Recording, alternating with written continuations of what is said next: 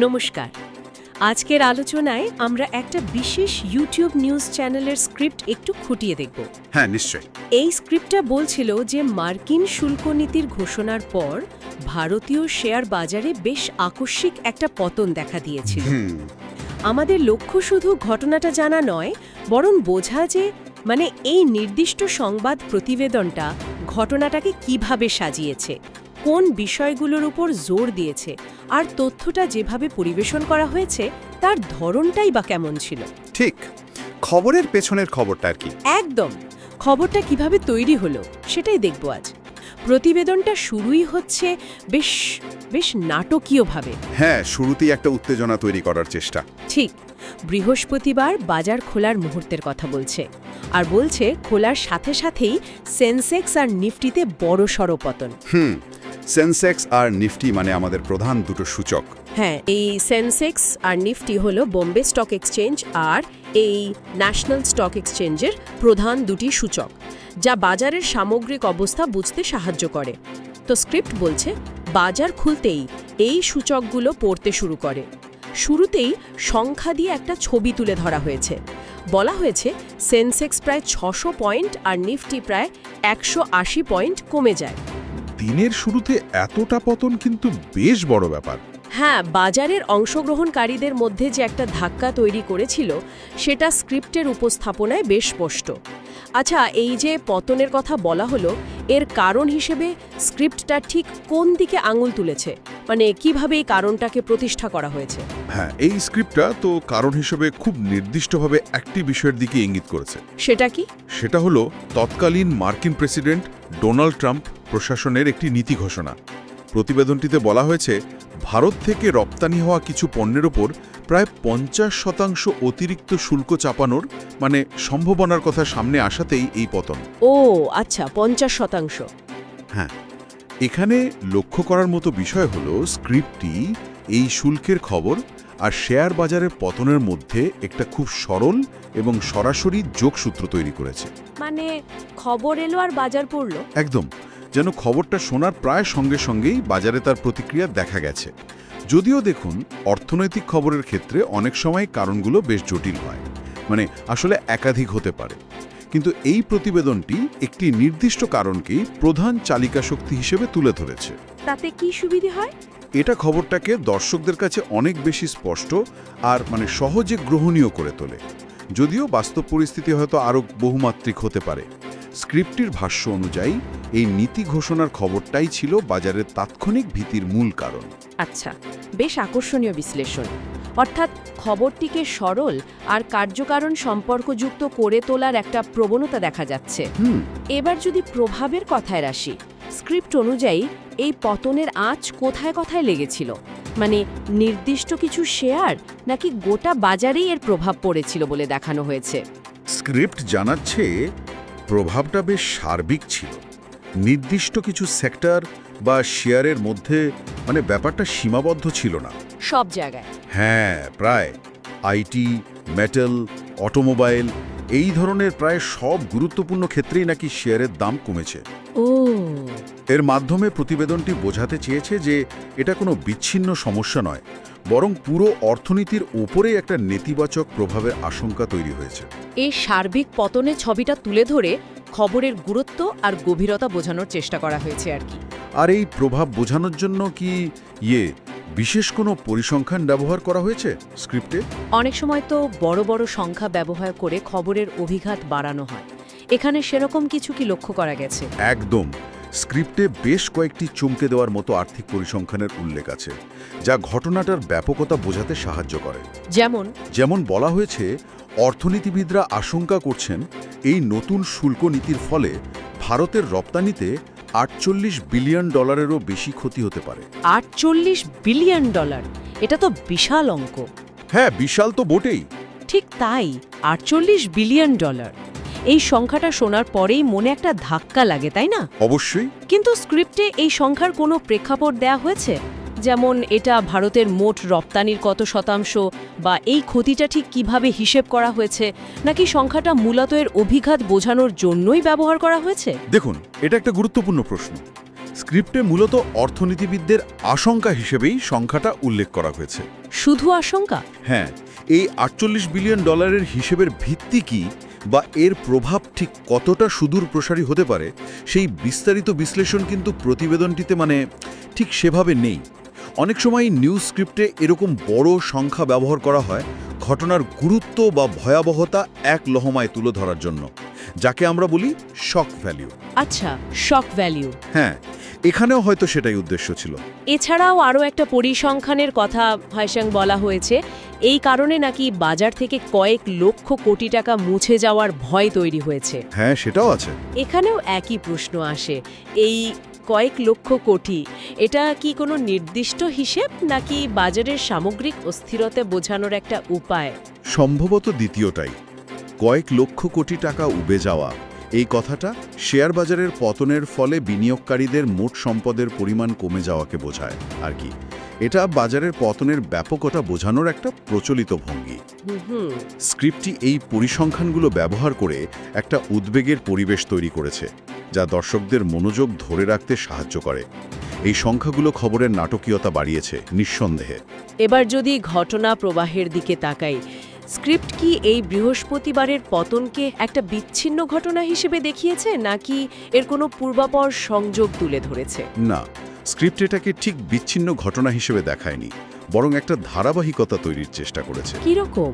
প্রতিবেদনে উল্লেখ করা হয়েছে যে এর আগের সপ্তাহে মঙ্গলবারও বাজারে একটা বড় পতন হয়েছিল। ওহ, তাই? হ্যাঁ, এরপর বুধবার ছিল কোনো এক ছুটির জন্য বাজার বন্ধ। এই বন্ধ থাকার পরের দিন অর্থাৎ বৃহস্পতিবার যখন বাজার খুলল, তখন একটা বাড়তি উত্তেজনা বা উদ্বেগ কাজ করছিল। স্ক্রিপ্ট এই ঘটনাক্রমকে ব্যবহার করে বৃহস্পতিবারের পতনের তাৎপর্য আরও বাড়িয়ে তুলেছে। আচ্ছা, তার মানে মঙ্গলবারের পতন, তারপর বুধবার বাজার বন্ধ, আর তারপর বৃহস্পতিবারের আবার পতন, এই ক্রমটা ব্যবহার করে একটা চলমান সংকটের ছবি আঁকা হয়েছে। হ্যাঁ, অনেকটা তাই। মনে হচ্ছে যেন একটা ঝড় ঘনিয়ে আসছিল আর বৃহস্পতিবার সেটার প্রকাশ ঘটল। এই ধরনের ন্যারেটিভ বা গল্প বলার ভঙ্গি দর্শকদের ঘটনার মধ্যে ধরে রাখতে সাহায্য করে। এটা শুধু তথ্যের পরিবেশন নয়, একটা উত্তেজনার আবহ তৈরি করা। ঠিক। স্ক্রিপ্ট যেভাবে মঙ্গলবারের পতন আর বুধবারের বন্ধ বাজারের উল্লেখ করেছে, তাতে মনে হয় বৃহস্পতিবারের ঘটনাটা আরও অনিবার্য এবং গুরুতর ছিল। তাহলে এই যে একটা সংকটের ছবি তুলে ধরা হলো, এর পরিপ্রেক্ষিতে ভবিষ্যৎ নিয়ে স্ক্রিপ্টে কী ধরনের ইঙ্গিত দেওয়া হয়েছে? বিশেষজ্ঞরা কী পরামর্শ দিচ্ছেন বলে উল্লেখ করা হয়েছে? স্ক্রিপ্ট অনুযায়ী বিশেষজ্ঞরা পরামর্শ দিচ্ছেন যে ভারত সরকারের অবিলম্বে মার্কিন যুক্তরাষ্ট্রের সাথে এই শুল্ক সংক্রান্ত বিষয়ে বাণিজ্য আলোচনায় বসা উচিত। আলোচনায় বসা উচিত? হ্যাঁ, এই পরামর্শটা উপস্থাপনের মাধ্যমে একটা সমাধানের পথের দিকেও ইঙ্গিত করা হয়েছে। অর্থাৎ পরিস্থিতি গুরুত্বপূর্ণ হলেও আলোচনার মাধ্যমে সমাধান সম্ভব, এই বার্তাটাও দেওয়া হয়েছে। আর যদি সেই আলোচনা না হয় বা ধরুন সফল না হয়, সেক্ষেত্রে কি পরিণতির কথা বলা হয়েছে স্ক্রিপ্টে? মানে কতটা নিশ্চিতভাবে এই পরিণতির কথা বলা হয়েছে? স্ক্রিপ্টে বলা হয়েছে যদি দ্রুত কূটনীতিক বা বাণিজ্যিক স্তরে পদক্ষেপ না নেওয়া হয়, তাহলে আগামী দিনে ভারতীয় শেয়ার বাজারে আরও অস্থিরতা দেখা দিতে পারে। আরও অস্থিরতা? হ্যাঁ, এমনকি পতনও আরও বাড়তে পারে। তবে এটা মূলত একটা আশঙ্কা বা সম্ভাবনা হিসাবেই তুলে ধরা হয়েছে।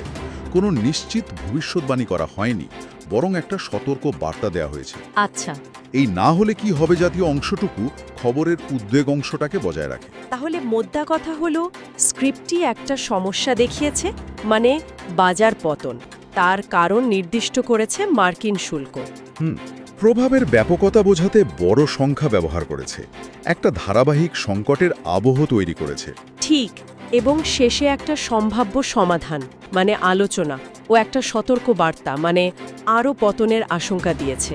এই পুরো প্যাকেজটা দর্শকদের কাছে একটা সম্পূর্ণ কিন্তু বেশ উদ্বেগজনক ছবি তুলে ধরে, তাই না? একদম। এই নিউজ স্ক্রিপ্টটি কার্যকারণ সম্পর্ক স্থাপন, শুল্ক পতন, পরিসংখ্যানের ব্যবহার ওই $48 বিলিয়ন মতো, এবং একটা ন্যারেটিভ তৈরি, ধারাবাহিক পতন, আলোচনার প্রয়োজনীয়তা, এই কৌশলগুলো ব্যবহার করে একটা জোরালো বার্তা দিয়েছে। এখানে একটা বিষয় মনে রাখা দরকার, আমরা কিন্তু শুধুমাত্র এই নির্দিষ্ট ইউটিউব নিউজ স্ক্রিপ্টটির বিশ্লেষণ করছি। ঠিক। মার্কিন নীতি বা তার প্রকৃত প্রভাব নিয়ে আমরা কোনো মন্তব্য করছি না, কেবল দেখছি খবরটা কিভাবে পরিবেশিত হয়েছে। অবশ্যই। এই স্ক্রিপ্টের শেষে কি দর্শকদের জন্য কোনো প্রশ্ন বা চিন্তার ঘোরাক রাখা হয়েছিল? অনেক সময় খবর পরিবেশনের পর একটা প্রশ্ন তুলে দেওয়া হয়। হ্যাঁ, একটা প্রশ্ন ছিল বটে। স্ক্রিপ্টটি দর্শকদের ভাবনার জন্য একটা প্রশ্ন রেখেছিল যে এই শুল্ক নীতি ভারতের অর্থনীতির উপর দীর্ঘমেয়াদী কোনো গভীর প্রভাব ফেলবে, নাকি ভারত কোনো পাল্টা কৌশল বা কূটনৈতিক আলোচনার মাধ্যমে পরিস্থিতি সামলে নিতে পারবে। ইন্টারেস্টিং প্রশ্ন। হ্যাঁ, এই প্রশ্নটা কিন্তু বেশ কৌশলী। একদিকে এটা স্বীকার করে নিচ্ছে যে ভবিষ্যৎ অনিশ্চিত, অন্যদিকে দর্শকদের আলোচনার মধ্যে বা খবরের ফলো আপের প্রতি আগ্রহী করে তুলছে। এই প্রশ্নটা তোলার তাৎপর্য কি বলে মনে হয় আপনার? এটা কি রিপোর্টের নিরপেক্ষতা বজায় রাখার চেষ্টা, নাকি অন্য কিছু? আমার মনে হয় এটা একাধিক কাজ করে। প্রথমত, এটা সরাসরি কোনো পক্ষ না নিয়ে একটা ভারসাম্য আনার চেষ্টা করে, অর্থাৎ খারাপ প্রভাবের আশঙ্কার পাশাপাশি সামলে নেওয়ার সম্ভাবনা উল্লেখ করা হচ্ছে। আচ্ছা। দ্বিতীয়ত, এটা খবরের আয়ু বাড়ায়। দর্শকরা ভাবতে শুরু করেন এরপর কি হবে, তারা পরবর্তী খবর বা বিশ্লেষণের জন্য অপেক্ষা করেন। ঠিক। তৃতীয়ত, এটা একটা জটিল বিষয়কে স্বীকার করে নেয় যে আন্তর্জাতিক বাণিজ্য এবং ভূরাজনীতির প্রভাব সবসময় সরলরৈখিক হয় না। তাই এই প্রশ্নটা স্ক্রিপ্টটিকে শুধু একটা তাৎক্ষণিক রিপোর্টের থেকে বেশি কিছু করে তুলেছে। বেশ, তাহলে পুরো আলোচনাটাকে যদি গুছিয়ে নিই, এই নির্দিষ্ট ইউটিউব নিউজ স্ক্রিপ্টটি বিশ্লেষণ করে আমরা কি পেলাম? প্রথমত, এটি ভারতীয় শেয়ার বাজারের একটি উল্লেখযোগ্য পতনকে কেন্দ্র করে তৈরি।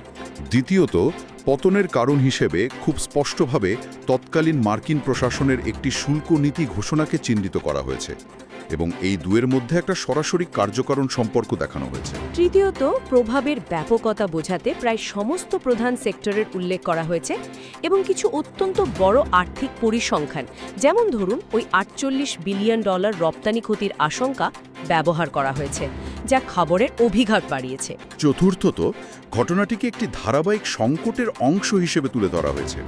আগের দিনের পতন এবং বন্ধ বাজারের উল্লেখের মাধ্যমে যা বৃহস্পতিবারের পতনের গুরুত্ব বাড়িয়েছে।